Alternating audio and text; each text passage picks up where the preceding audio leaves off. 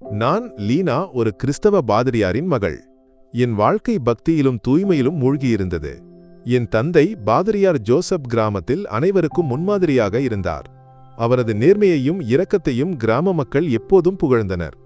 ஆனால் என் தந்தையின் சகோதரி மாரியாவின் முகத்தில் ஒரு துயர பாவனையை பார்க்கும்போது எனக்கு ஏதோ ஒரு அமைதியின்மை உணர்வு ஏற்பட்டது. அவர் ஏதோ ஒரு விஷயத்திற்காக வருத்தப்பட்டார் என்பது எனக்கு புரிந்தது. ஆனால் அதை பற்றி அவர் ஒருபோதும் வெளிப்படையாக பேசவில்லை. மனிதனின் மனது கடவுளுக்கு மட்டுமே தெரியும் என்று அவர் அடிக்கடி கூறுவார். நான் 4 வயதாக இருக்கும்போது என் தாய் இறந்துவிட்டார். அதன் பிறகு மாரியா எனக்கு தாயாக மாறினார். அவர் என் எல்லா தேவைகளையும் பார்த்து கொண்டார், என்னை அன்பு செய்தார், என்னுடன் நேரம் செலவிட்டார். ஆனால் என் தந்தையின் மீது அவருக்கு ஒரு கோபம் இருந்தது. அவர் தந்தையை குற்றம் சாட்டும் வார்த்தைகளை பேசும்போது அது என்னை வேதனைப்படுத்திய போதிலும் நான் மௌனமாக இருந்தேன்.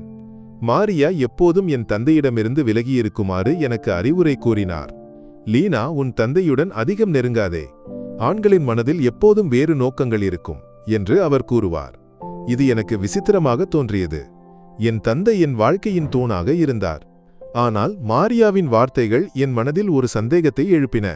ஒரு நாள் தந்தை என் திருமணத்தை பற்றி குறிப்பிட்டார்.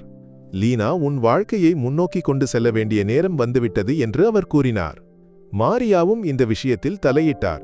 ஆனால் அவர் என் தந்தையின் முடிவுகளுக்கு எதிர்ப்பு தெரிவித்தார். இறுதியாக டாக்டர் வினோத் என்ற இளைஞனின் திருமண பேச்சு வந்தது. அவனை பார்த்தபோது என் மனது மகிழ்ச்சியால் நிரம்பியது. அவனது புன்னகை என் இதயத்தை தொட்டது. இவன் என் வாழ்க்கையை அழகாக்குவான் என்று நான் கனவு கண்டேன். திருமண நாளன்று நண்பரின் ஆடையை அணிந்து அலங்கரித்து நான் ஒரு புது மணப்பெண்ணாக மிளிர்ந்தேன். வினோத்தின் குடும்பத்தினர் என் எளிமையை விரும்பினர். ஒரு பிரம்மாண்டமான திருமணம் நடைபெற்றது. திருமணத்திற்கு பிறகு வினோத் என்னை அன்புடன் ஏற்றுக்கொண்டான்.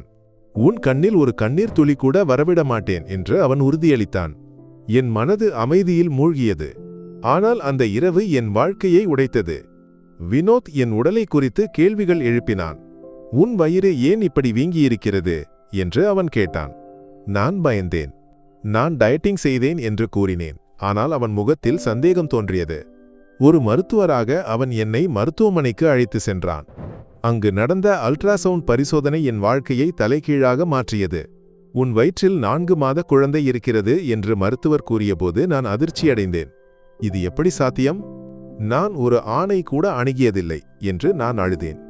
ஆனால் வினோத்தின் முகத்தில் நம்பிக்கை இழந்திருந்தது. அவன் என்னை வீட்டிற்கு அழைத்து வந்து விவாகரத்து கொடுத்தான். இரவு 1 மணிக்கு நான் கண்ணீருடன் வீட்டிற்கு வந்தேன். மாரியா என்னை பார்த்து அதிர்ச்சியடைந்தார். லீனா, என்ன நடந்தது என்று அவர் கேட்டார். நான் எல்லாவற்றையும் கூறியபோது அவர் என் முகத்தில் அறைந்தார். உன் பெயரை களங்கப்படுத்திவிட்டாய் என்று அவர் கத்தினார்.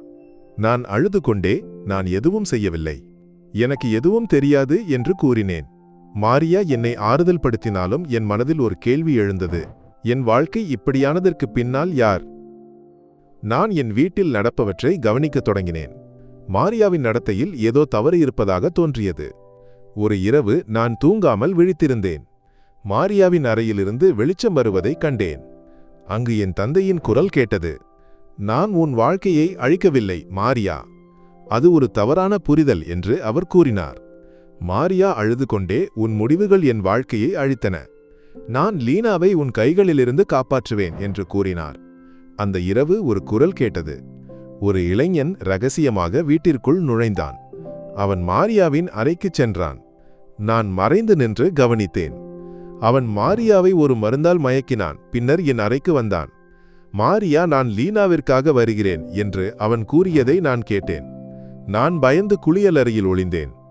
அவன் என் படுக்கையில் ஒரு மருந்து தெளித்தான். ஆனால் நான் அங்கு இல்லை. அவன் பயந்து ஓடிவிட்டான்.